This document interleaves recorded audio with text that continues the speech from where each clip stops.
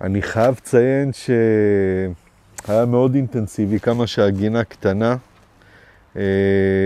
אני בכל מקרה חשבתי שזה קטנה, שאין כאן כל כך הרבה עבודה, ובאת ואמרת, זה מינימום ככה איזה 3-4 ימים. אמרתי, מה זה שטויות, אין כאן הרבה עבודה.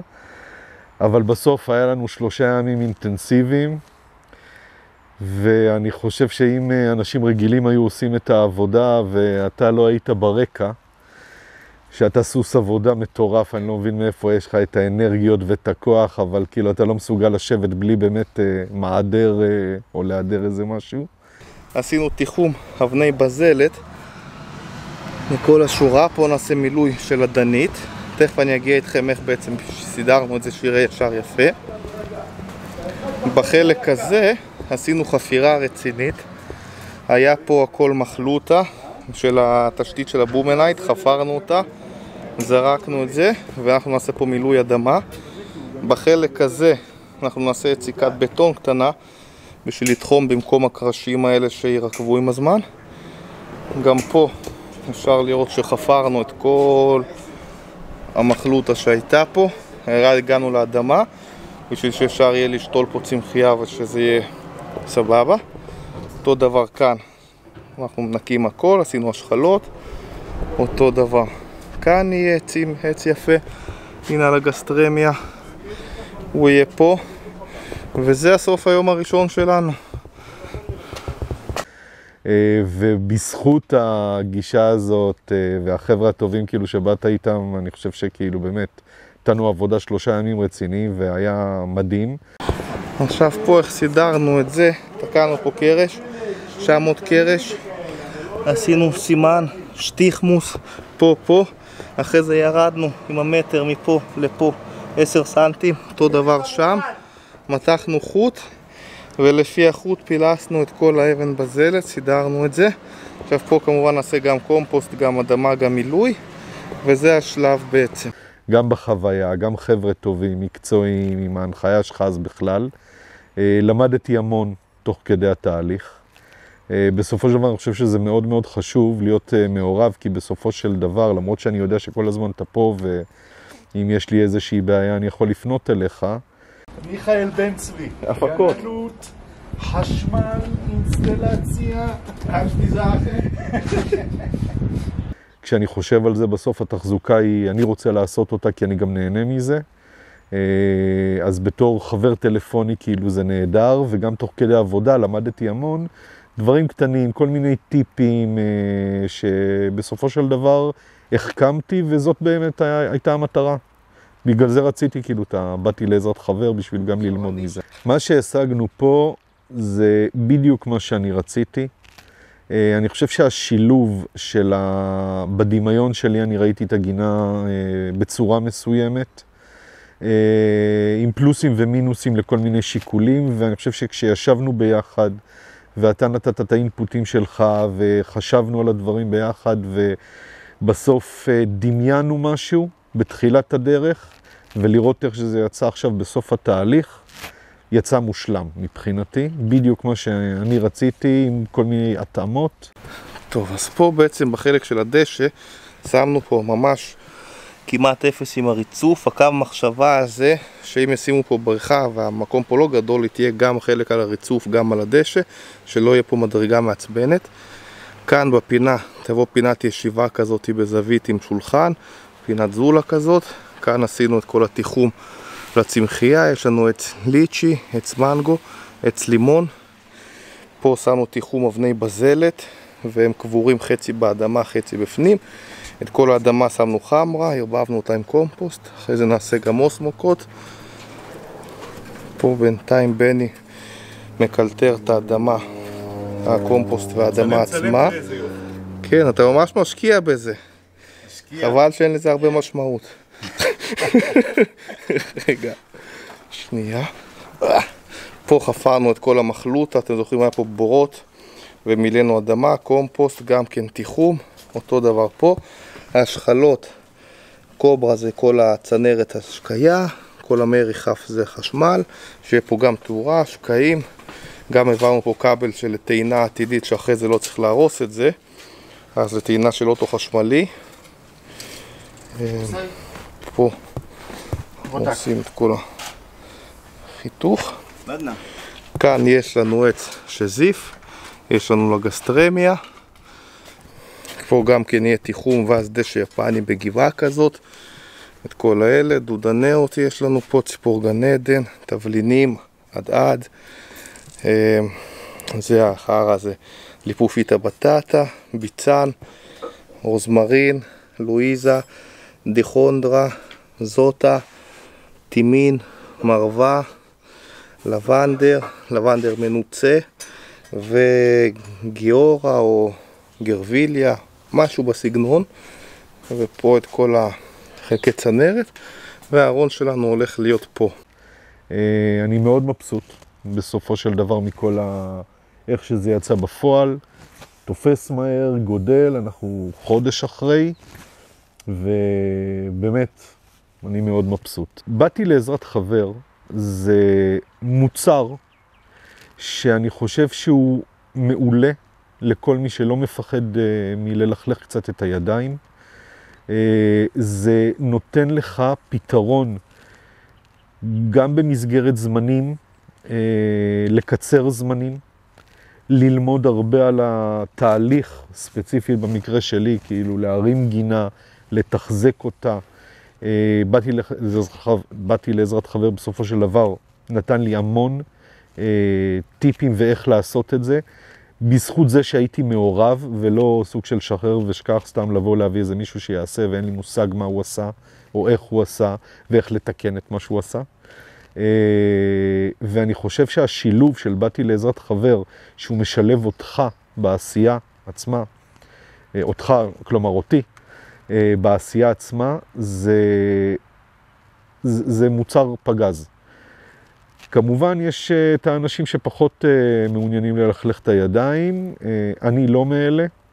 אני חושב שחשוב מאוד לדעת מה אתה עושה ואיך אתה עושה, ובאתי לעזרת חבר בדיוק בא וסוגר את הפינה הזאת. אני חושב שמבחינת עלויות, באתי לעזרת חבר יותר יקר. זה כמובן, זה קצת יותר מורכב מזה, כי בסוף זה חבילה עם המון פרטים שצריך כאילו לבוא ולהפריד ביניהם. אם הייתי סתם מביא בעלי מקצוע שהם לא ממש בעלי מקצוע, אלא עובדים, שיבואו ויוציאו לי את החצץ ויביאו את האדמה וכל הדברים האלה, שזה בחלק של העבודה השחורה, אז הפועלים האלה היו עולים לי פחות. אבל הם לא היו תורמים לי שום ידע, הם לא היו עושים את זה במקצועיות, ואני, שאני חושב שאני אולי קצת מבין, אבל לא ברמה מספיק גבוהה, הייתי בטח מנחה אותם בטעויות, ואז בעצם הזול הזה היה עולה לי יקר. לעומת זאת, אם אני לוקח את הקצה השני והייתי הולך לאיזשהו גנן מומחה שהייתי יושב רגל על רגל והוא היה עושה את הכל, אני לא הייתי מקבל את מה שאני רוצה.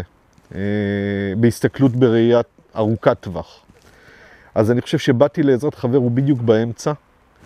הוא מבחינת עלויות הוא לא יקר, אבל הוא גם לא הכי זול. אבל המוצר שאני מקבל בסופו של דבר ממנו, הוא שווה כל שקל. וכאן אני חושב שהכוח של הדבר הזה. זה אבל חייב להיות מותאם לבן אדם עצמו. כי בן אדם שלא רוצה ללכלך את הידיים, אני לא בטוח שהמוצר הזה מתאים לו. לעומת זאת, בן אדם שמחפש רק להוזיל עלויות, אז בסופו של דבר, אני גם חושב שזה מתאים לו. אבל בן אדם שהוא באמצע, שהוא גם יודע שהוא הולך לתחזק גינה לאורך זמן, וצריך לדעת ולהכיר אותה, והוא לא חושב שהוא הכי חכם בעולם, והוא מוכן לקבל טיפים, ובסופו של דבר יש המון פרטים בעולם הזה, והשילוב של האינפורמציה והרחבת ידע, והעבודה עם אנשים שהם ברמה הרבה יותר גבוהה מסתם פועלים, ולדעת שיש מישהו שהוא איתך ומלווה אותך, והוא בצד השני של הטלפון במידה וצריך, אני חושב שזה שווה כל שקל, ומעבר לזה זה אפילו זול כשאני מסתכל על החבילה הזאת. אז בסוף פשוט צריך להשוות את זה, וכשמשווים את זה כמוצר, אני חושב שזה מוצר עם ה-value to money הכי גבוה שיכול להיות. באתי לעזרת חבר, בסופו של דבר זה מוצר שצריך לבוא ולהבין מה היתרונות ומה החסרונות שלו. כמו שאמרתי לפני זה, בסופו של דבר זה די מתחבר. כשיש מישהו שהוא מתלבט, הוא צריך לענות על השאלות שלו עם עצמו, אם הוא רוצה ידע, ללמוד על התהליך, כי אם הוא חושב שהוא יודע הכל, אז אין טעם. כי הוא בעצם כנראה ינסה רק לבוא ולהוזיל עלויות או דברים כאלה, ומי שבאמת רוצה ללכלך את הידיים, וזה לא הרבה, כי כמו שאמרתי, אתה סוס עבודה ואתה עושה את רוב הדברים, אבל אם יש מישהו שמראש לא מעוניין ללכלך את הידיים, אז הוא בעצם לא מעוניין באמת ללמוד, הוא רוצה איזה מישהו, איזה גנן שיבוא ויתחזק לו ותן לי ראש שקט. אז אני מניח שזה לא מוצר, עדיף לבוא ולסגור איתך עסקה, מיכאל, עזוב אותי, אני לא רוצה, אתה באתי לעזרת חבר, בוא תעשה לי עבודת גינון, שזה מוצר אחר. באתי לעזרת חבר, בסופו של דבר, הוא צריך להתאים לאנשים שרוצים ללכלך את הידיים, לא מדברים כאן על הרבה לכלוך, אבל זה לא הקטע של ללכלך את הידיים, זה פשוט לא לפחד מעשייה. כי בסופו של דבר כשצריך לתחזק, אני מאוד נהנה לתחזק גינה, ובשביל לעשות את התחזוקה הזאת בצורה טובה, אני צריך ידע. והבאתי לעזרת חבר, נותן לי את הידע הזה. אז מי שרוצה ידע, לא מפחד ללכלך את הידיים, זה מוצר שהוא תפור אליו מעולה. אם יש מישהו שהוא מתלבט, הוא צריך לבוא ולחשוב מה יצא לו מזה, מה הוא מחפש בעצם. אם הוא מחפש ידע, הוא מחפש אנשים ברמה גבוהה שיבואו ויעבדו איתו ביחד, שבסופו של דבר הוא גם יקבל את הידע, גם יקבל מוצר ברמה גבוהה, אני חושב שזה כפפה בדיוק למה שהוא צריך. אני אוהב לעשות לבד דברים וללמוד, וחלק מהלמידה שלי בשביל, לפני שאני בא ונכנס לאיזשהו פרויקט, קורא איך לעשות את זה נכון, בשביל להיות מחובר יותר לדרך הנכונה לעשות את זה, גם אם זה ייקח לי קצת יותר זמן, אז אני קורא על זה דברים, אני מסתכל על סרטונים, ולאורך השנים, בשלב מסוים, נתקלתי בסרטונים של מיכאל, שהם היו מאוד מפורטים, ומעבר לזה, כשהיה לי עדיין שאלות, אז מיכאל מאוד מגיב, אם אני שואל שאלה, אז הוא מגיב בתשובות לעניין, והוא גם זמין, אז תמיד אפשר לשאול. ואז לפני כמה שנים נחשפתי למיכאל, מי זה מיכאל בן צבי ומה הוא עושה. וכשהתחלתי לבוא ולחשוב על איך אני מרים את הגינה הזאת, התחלתי לבוא, לחפור, איך עושים את זה, איך מקימים דשא סינתטי, מה צריך, איך מרימים את הגינה, איזה פרטים חשובים לי לפני שאני נכנס לפרויקט הזה. וכשלמדתי בתהליך, ראיתי הרבה סרטונים של מיכאל שהוא בעצם בא והוא מסביר שלב אחרי שלב איך לעשות את הדברים האלה. ובהתחלה לא הכרתי את באתי לעזרת חבר, אז השלב הראשון שעשיתי זה קבעתי עם מיכאל פגישת ייעוץ, או יותר נכון שיחת ייעוץ בזום, בשביל לעבור על כל התהליך עצמו. זה היה יותר בהקמת גינה ודשא סינתטי, איך לבוא ולשים אותו מהשלבים הנכונים.